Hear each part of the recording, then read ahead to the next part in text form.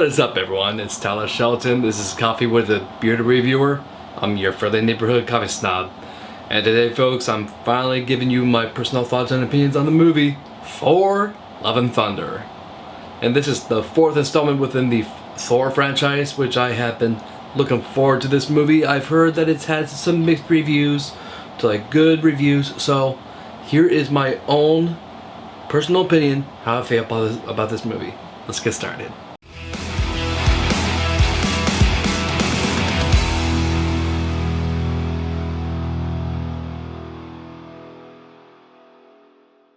So this movie stars Chris Hemsworth as the titular character of Thor, and it also has Natalie Portman as Jane Foster. And if you have seen the trailers, yeah, she's Lady Thor as well.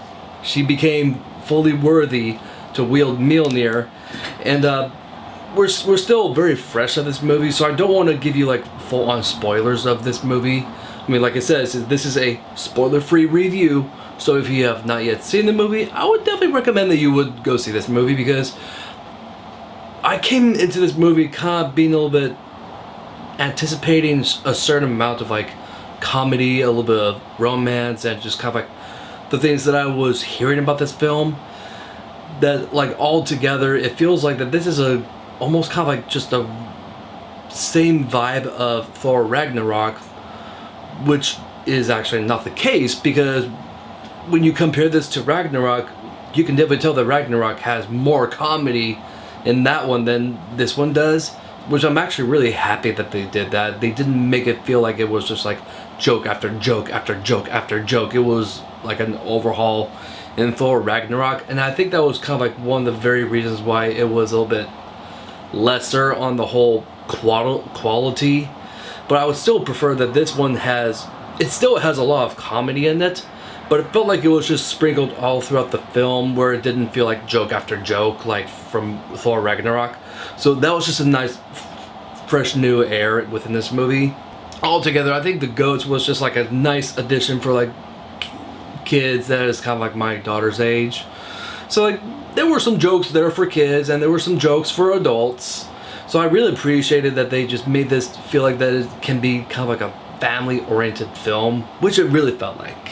Another element that I just really enjoyed about this movie is that a vast majority of families, such as like the children and spouses to all the stars in this movie, participated in this movie. So it was really great to see that Chris Hemsworth's two sons and his daughter was part of the movie, and it goes the same thing with Christian Bale and his son, and even Natalie Portman's kids, the director's kids, like all of their kids were in this movie. So it really felt like that this was like a family fun film made by actual families, and it just gave off kind of like that innocence in this movie. I mean, like when you do like the whole comparison from like Thor 1, Thor the Dark World, Ragnarok, and this, you can definitely tell that like it's gone from like this whole Shakespearean suspenseful kind of Thor, but then all of a sudden you're kind of getting this like goofball Thor in Ragnarok, and then this one. So there's definitely been like a huge transition, a complete 180 of the character, which I do have to say is that I think that's kind of like the whole downside of these movies. It almost feels like that they're trying to make Thor a lot dumber as time goes on. And I'm not really fond of that, because Thor is such a really cool character, and I don't want him to become the butt of the joke. And yeah, there's a but. You flipped too hard, damn it! Christian Bale as Gore the God Butcher, because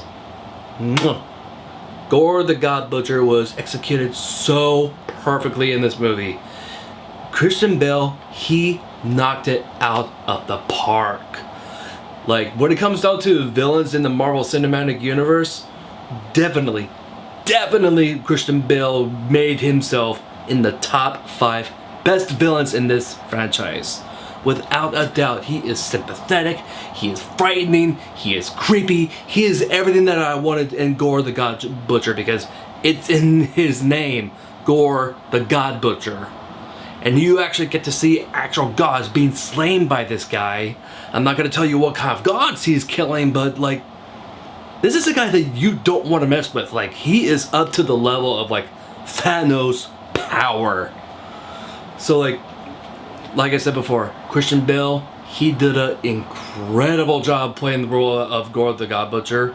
And you also got to have some returning actors that we haven't seen in a while. So it was a nice thing to see them. But more importantly is that I really enjoyed what they did with this movie, because like a lot of people saying that this was too goofy and they made Thor too dumb. I mean, I would have to agree with them on that.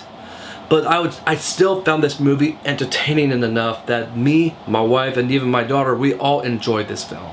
But aside from us enjoying this movie as a family, I do have to say is that there are some creepy moments, especially when it comes to Gore the God Butcher, because it's Christian Bale.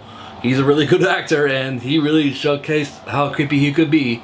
But I just really have to say thank you to Chris Hemsworth for being Thor, because like I couldn't see anybody else play Thor except for Chris Hemsworth. It just goes the same thing with like Robert Downey Jr. as Iron Man, Hugh Jackman as Wolverine. Like Chris Hemsworth, he made the character of Thor.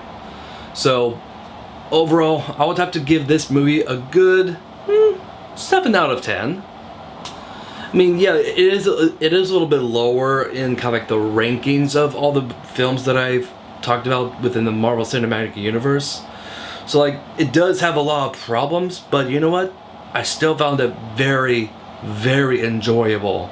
But some of the cringy moments didn't really like ruin the movie. It was just kind of like little moments that kind of bothered me, especially kind of like when it came down to like the whole story. It kind of ruined the moment of the stories with a few loopholes that was in the story. But I feel like that the story could have been better, but without a doubt, I do think that the visual effects were very impressive, and I really enjoyed the whole Jane Foster becoming Thor. It was really great to see Natalie Portman to come back within this franchise. It was just an absolute fun blast of a film that you will not be disappointed either in like the entertainment value. It's really the entertainment value that just made me really enjoy this film. The ranking is low, but the entertainment value is there. That's how I feel. So that was my review for Thor Love and Thunder. And I just want to say thank you so much for watching this video. If you have not yet done so, please subscribe to my channel, as it really helps me out. Also, press the like button. Don't press the dislike button, that's a bad one. Anyways, keep on drinking coffee, and I will see you guys next time.